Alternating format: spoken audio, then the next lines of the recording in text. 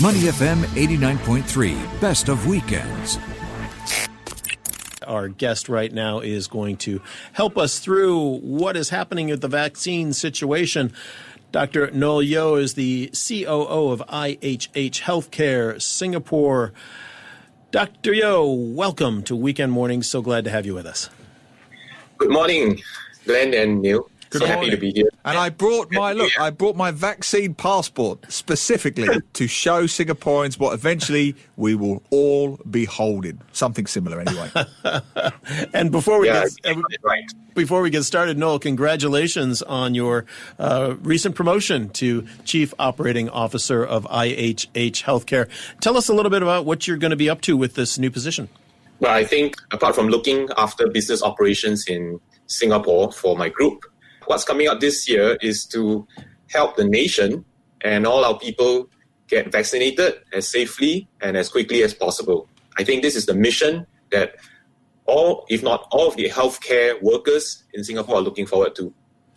Yeah, I think we all are. And we saw the first jabs being given this past week here in Singapore to frontline workers. Where exactly are we as far as what you know? What is the plan right now for vaccine rollout across Singapore?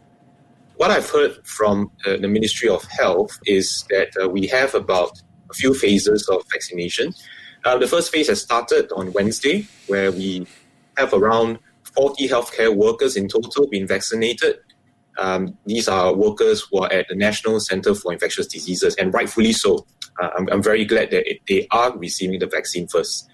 And we're looking at this being phase one, where the healthcare workers and the frontline workers will get vaccinated. I think the estimated time it takes will be between 6 to 8 weeks or so. And thereafter, we can move on to phase two, which will be vaccination of vulnerable subpopulation groups in Singapore, which I'm talking about the elderly, those who are at risk because of comorbidities, and perhaps those who are immobile, right, have difficulty getting to vaccination centers or the hospitals. And the last group will be the essential workers, people who are required to keep Singapore functioning. And moving, that will be the last phase, which is the rest of the population. Like the both of you. Well, I'll get it later than Glenn because I'm much younger than Glenn. So let's get that right. He's in the vulnerable category. I am very much at risk in many ways.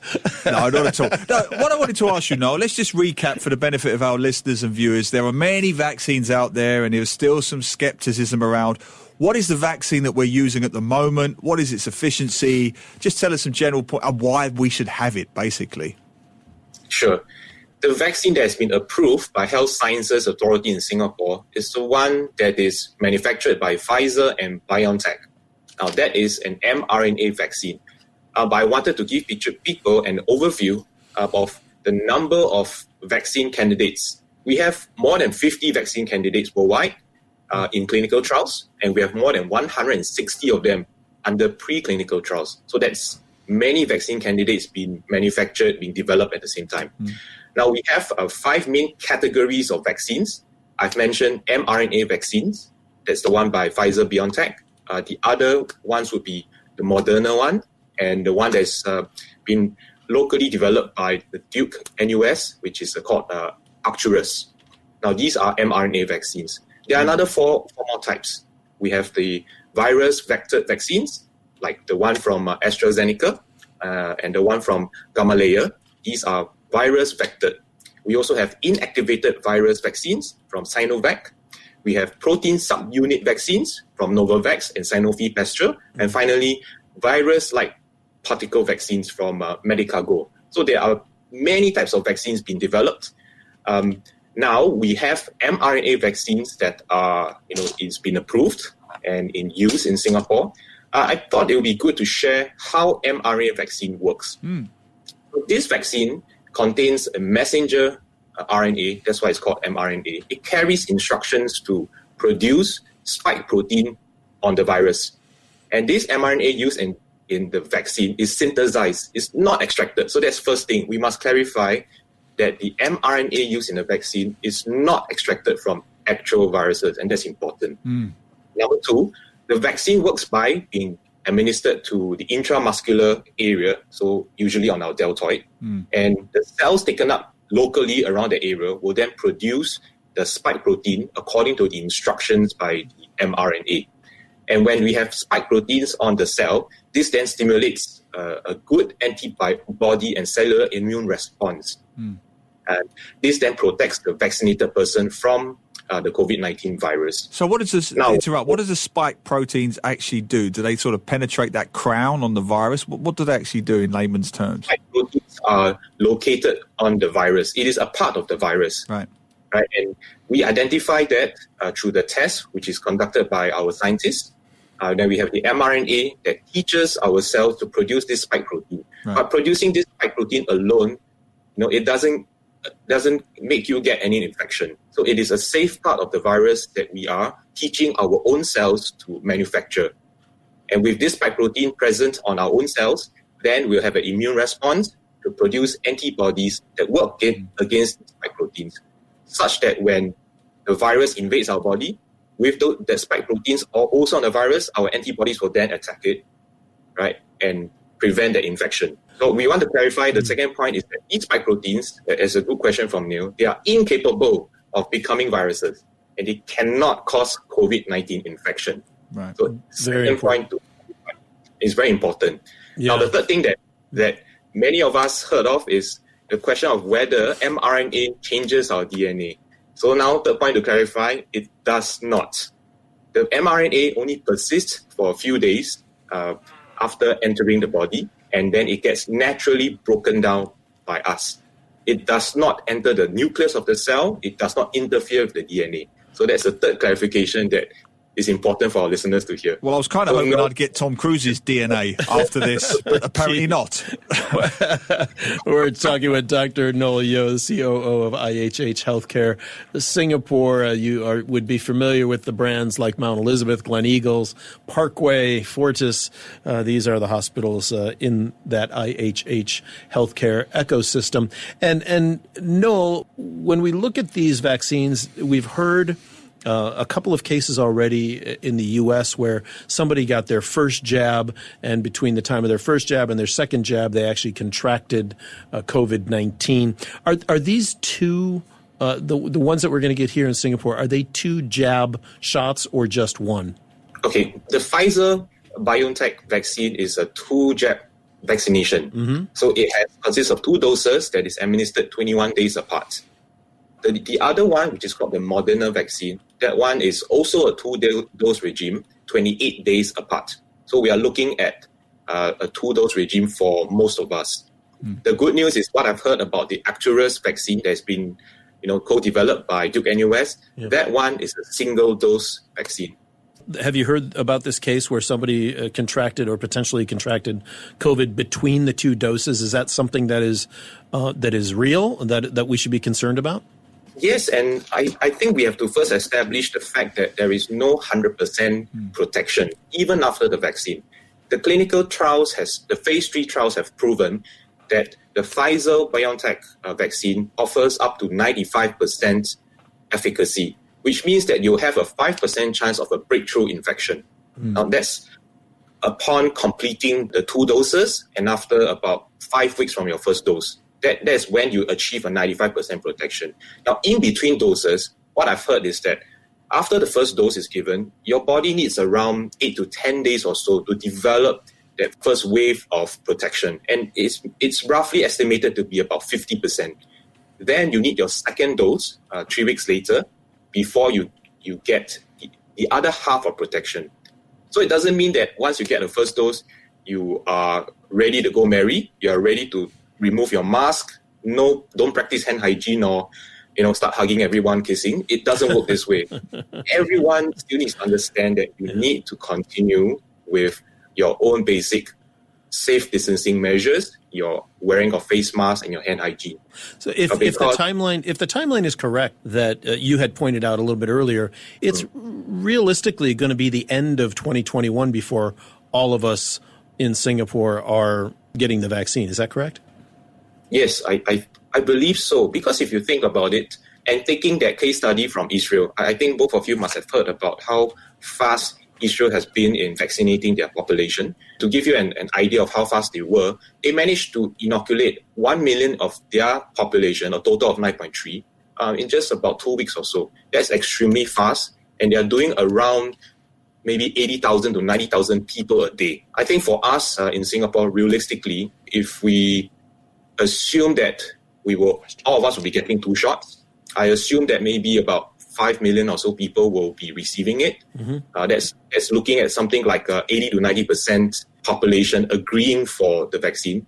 We're looking at 25,000 shots a day if we want to complete it in 365 days.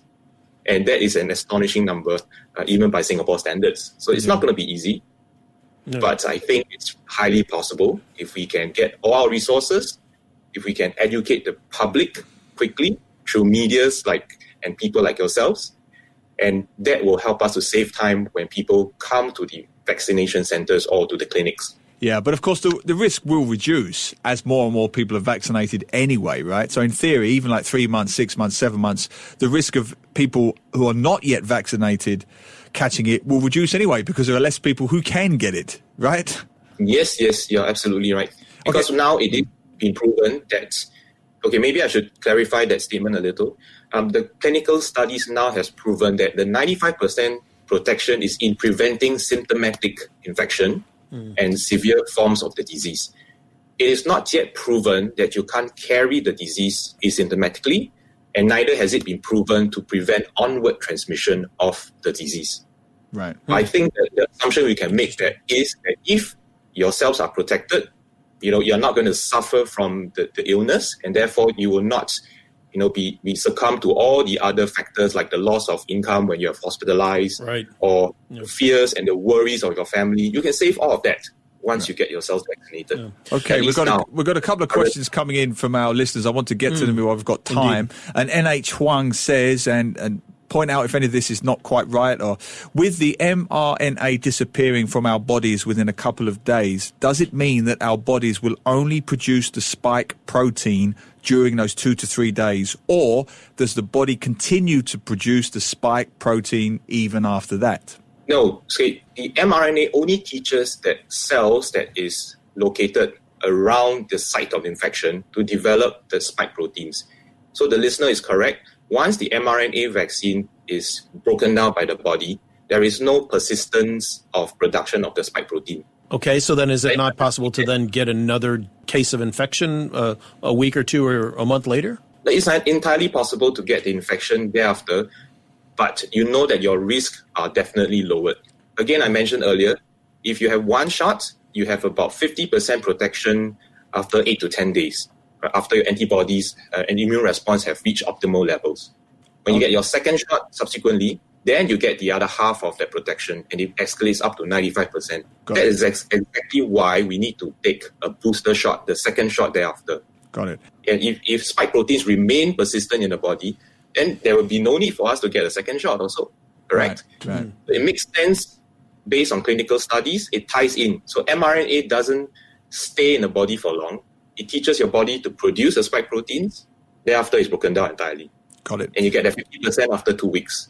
Okay. Then you follow up with the second shot, you get your 95% protection after a total of 5 weeks from your first shot. Got it. Okay, I was trying to get all our questions in from our listeners and viewers. They're writing in pretty quickly. LL Tan has said, what happens, and this is a common response, a common concern, what happens if a person gets a jab because of an adverse reaction? Let me just get that. Another one's come in. What's the repercussions? Will he be worse off? There's this concern, isn't there, that there will be adverse reactions to the jab where the negatives might potentially outweigh the positives. Is that a legitimate concern, Doctor? Yes, I think in all medical treatments, including vaccinations, we always weigh the benefits against the risk. Right? There's no treatment that is zero risk. That's the first point that we all must understand. And now coming to the second point, then what are the type of risk we are exposed to? From what we know about the COVID-19 vaccine, the risk are pretty low to start off, and the types of side effects are very minor. For example, you might experience injection site pain, some fatigue, fever, muscle aches, headaches. Very, very common. It happens also in flu vaccines and other type of vaccines that we have received because of our national immunization program. Now, I know many of us have heard about the serious adverse effect, which is that anaphylactic reaction from certain individuals. I think that is pretty much in line with most vaccines. Yeah. And it happens in people who have a history of allergies, a history of anaphylaxis before. And that's why there is currently a warning that we shouldn't, for those people with a history of allergies, you should not be undergoing the vaccination for now, until more data is present.